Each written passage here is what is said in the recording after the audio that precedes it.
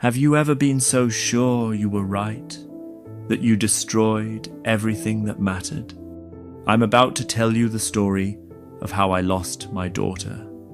Not to an accident, not to illness. I lost her because of one decision I made 20 years ago. A decision I was absolutely convinced was right. And here's the painful part. I'd make the same choice again, even knowing what it would cost me.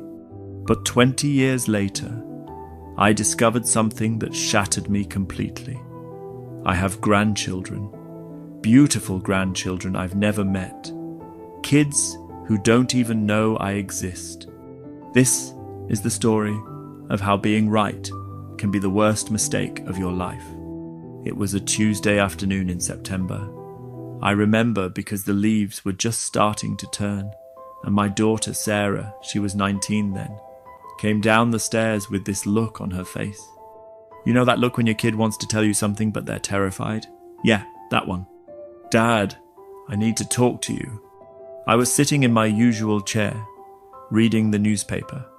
I lowered it and looked at her, my beautiful daughter, smart, top of her class, full scholarship to State University starting in 2 weeks. Her whole life ahead of her.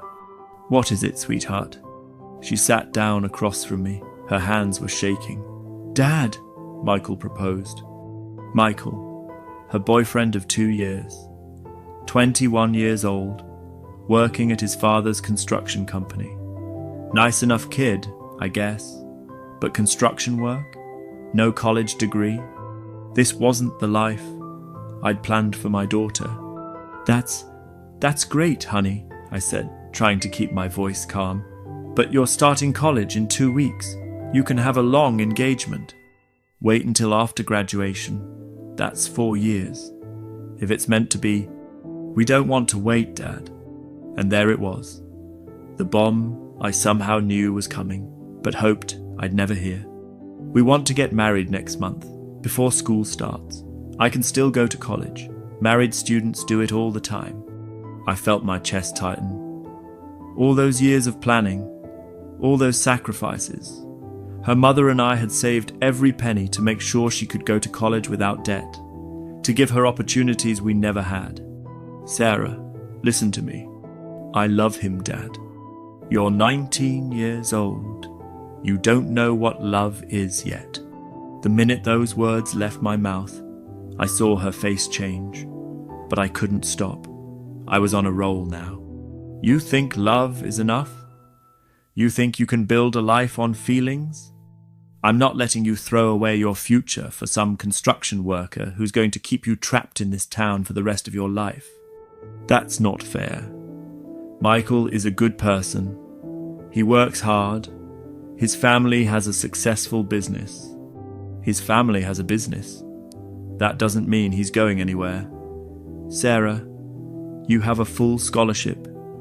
Do you understand how rare that is? Do you know how many kids would kill for that opportunity? She was crying now. Why can't I have both? Why can't I get married and go to college? Because I know how this story ends. I was standing now, my voice getting louder. You'll get married, you'll get pregnant, you'll drop out. And 10 years from now, you'll be working some dead-end job, resenting him, resenting your life, wondering what could have been. That's not going to happen. It's what always happens, Sarah. I've seen it 100 times. Young couples, so in love, so sure they're different, and they all end up the same way. So what are you saying? Her voice was barely a whisper. And this is where I made the decision that would haunt me for 20 years. The decision I was so sure was right. The decision that felt like the only way to save her. I'm saying if you marry him now, you're not my daughter anymore. The room went completely silent. Even the clock on the wall seemed to stop ticking. You don't mean that, she said. I absolutely mean it. You have a choice, Sarah. You can have your education, your future, your family, or you can have him, but you can't have both. Not while you're living under my roof, not with my support. I thought I was giving her a wake-up call. I thought she'd realize how serious this was.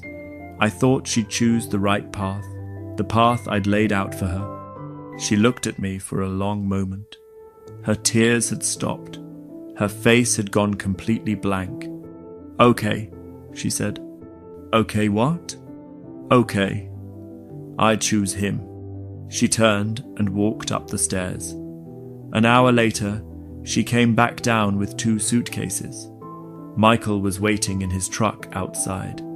"Sarah, wait." For the first time, doubt crept into my voice. "You gave me a choice, Dad. I made it. Don't do this. Just wait. Let's talk about this." "There's nothing to talk about. You made it very clear. It's him or you. I choose him. If you walk out that door, I know. I won't be your daughter anymore. You said it yourself." She walked toward the door. I stood there, frozen. This wasn't how it was supposed to go. She was supposed to realize I was right. She was supposed to stay. "Sarah." She stopped at the door, but didn't turn around. "I'll always love you, Dad. I hope someday you can understand why I'm doing this." And then she was gone. I told myself I did the right thing. I told myself she'd come back in a week, maybe a month, once reality set in. Once she realized that love doesn't pay the bills. But she didn't come back. I heard things through the grapevine. Small town, people talk. I heard they got married at the courthouse. I heard she was working part-time and taking online classes. I heard Michael's construction business was doing well. Every piece of news felt like a knife in my chest, but I couldn't back down. I'd drawn a line in the sand. If I reached out now, it would be admitting I was wrong, and I wasn't wrong. I was protecting her future. Her mother tried to talk to me. We'd been divorced for years, but she called me crying after Sarah left. "You need to fix this," she said. "She's our daughter. She made her choice." "No, you made a choice. You gave her an impossible ultimatum. What did you expect?" "I expected her to choose her future." "She did choose her future.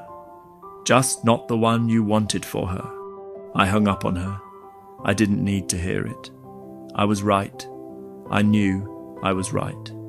Years passed. 5 years, 10 years, 15 years. Sometimes I'd drive past places we used to go. The ice cream shop where I'd take her every Friday night when she was little. The park where I taught her to ride a bike. The high school where I watched her graduate as valedictorian. Every memory was like a wound that wouldn't heal. But I'd convinced myself it was her fault. She was the one who chose to leave. She was the one who picked him over her family. I won the argument and lost my daughter. 20 years later, 3 weeks ago, I was at the grocery store. Just a normal Tuesday afternoon. I was in the cereal aisle, trying to decide between 2 brands when I heard it.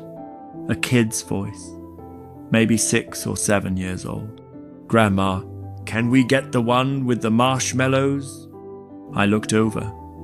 There was a woman, probably in her 40s, with 2 kids, a boy and a girl. The boy was pointing at a cereal box, and the woman was laughing. "Your mother would kill me if I bought you that much sugar," she said. And then I heard another voice. A voice I hadn't heard in 20 years but would recognize anywhere.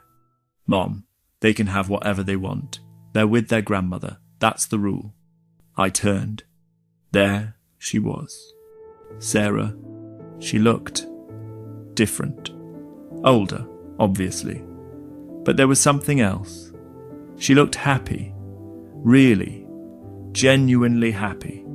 She was holding a baby carrier, and inside was a tiny infant, maybe 3 months old.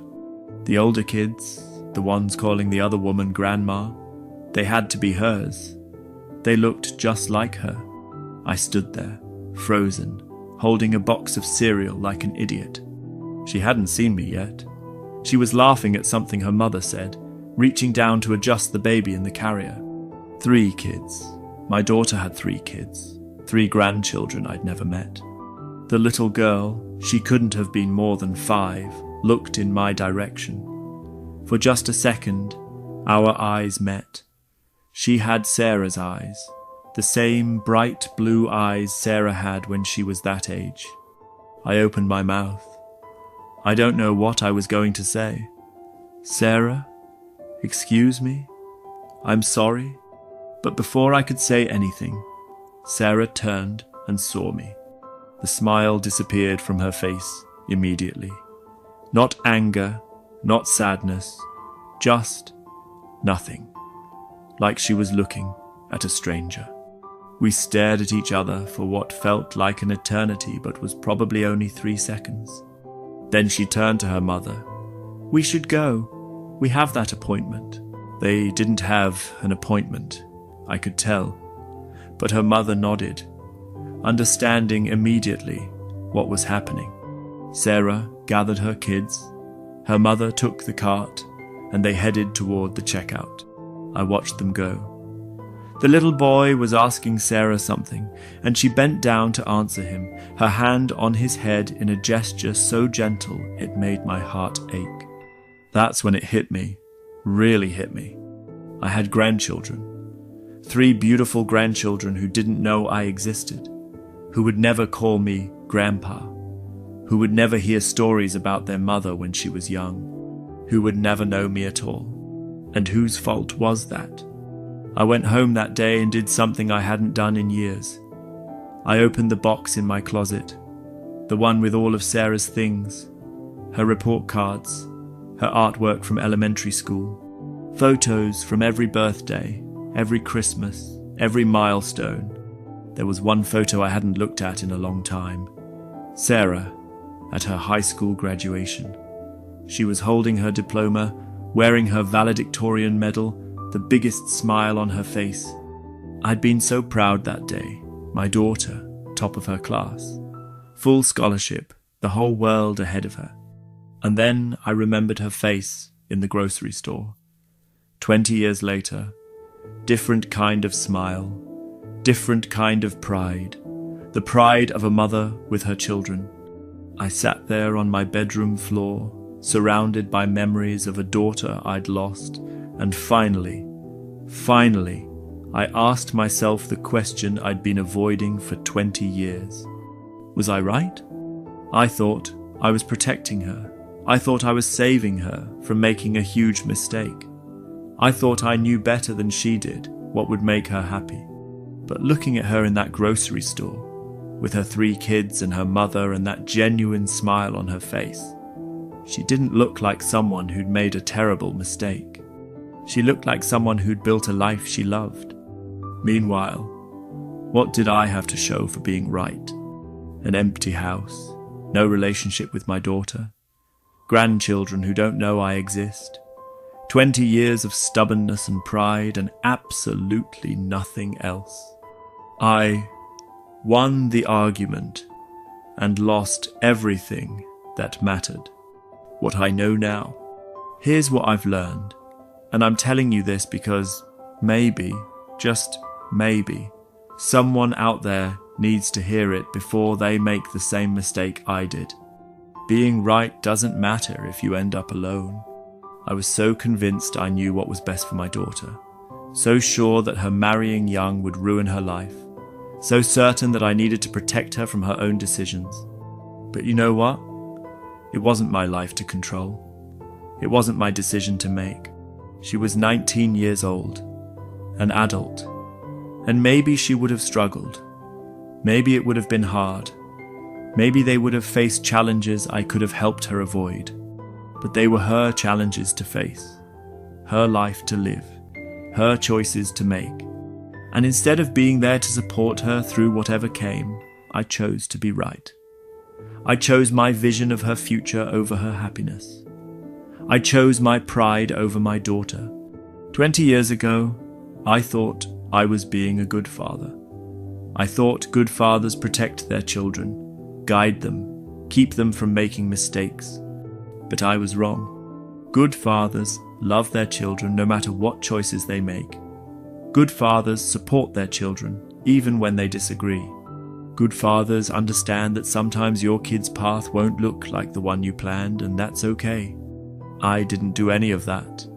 I gave her an ultimatum, him or me. I forced her to choose. And you know what the worst part is? She tried to choose both. She wanted to get married and go to college. She wanted to build a life with Michael and maintain a relationship with me. She was willing to work harder, to balance it all, to prove she could do it. But I wouldn't let her. I made it all or nothing. And when she chose her own path, I cut her out completely. The question that haunts me. Every night now, I lie awake, thinking about the same thing. What did I miss? I missed her wedding. I missed her walking down the aisle. I missed giving her away. I missed her first pregnancy. The excitement, the fear, the joy. I missed being there when she needed her dad. I missed the birth of my first grandchild, and my second, and my third. I missed first steps, first words, first days of school. I missed holidays, birthdays, family dinners. I missed 20 years of my daughter's life. 20 years I can never get back. And for what? Because I was right? Because I knew better? What good is being right if you're right all alone? If I could go back? People sometimes ask me, if I could go back, would I do it differently? And here's the honest truth. Yes. 1,000 times yes. If I could go back to that Tuesday afternoon in September, I'd listen. Really listen. Not just wait for my turn to talk, but actually hear what my daughter was saying. I'd tell her I was worried. I'd explain my concerns. But I'd also tell her that I trusted her, that I believed in her ability to make her own decisions. I'd tell her that whether she got married or not, whether she went to college or not, whether she stayed in town or moved away, she would always be my daughter, and I would always be there for her. I'd tell her that my love wasn't conditional on her following my plan, but I can't go back. I can only move forward, and moving forward means living with the consequences of the choice I made. The letter I'll never send. I've written dozens of letters to Sarah over the years, never sent any of them. But I write them anyway, because sometimes you need to say the words even if no one ever hears them. The latest one starts like this. Dear Sarah, I'm sorry.